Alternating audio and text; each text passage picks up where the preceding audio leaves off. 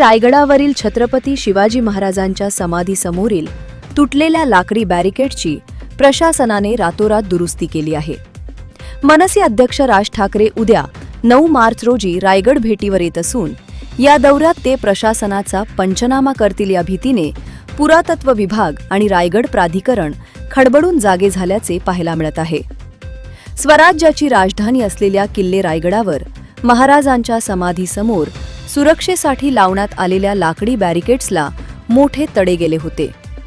विशेष म्हणजे ही दुरवस्था लपवण्यासाठी प्रशासनाने ते बॅरिकेड्स चक्क कापडी चिंध्यांनी बांधून ठेवले होते।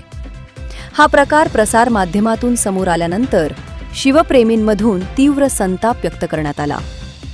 मनसे अध्यक्ष राज ठाकरे 9 मार्च 2026 रोजी सकाळी 8 वाजता रायगडावर अभिवादन करून मनसेच्या सदस्य नोंदणी मोहिमेचा शुभारंभ करणार आहेत।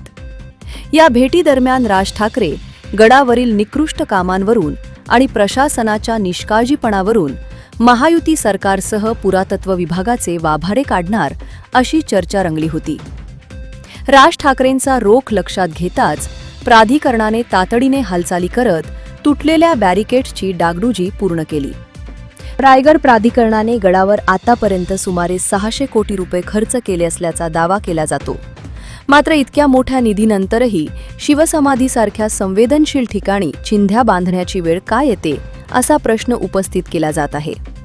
यापूर्वीही गडावरील कामांच्या दर्जाबाबत राजकीय वर्तुळात आरोप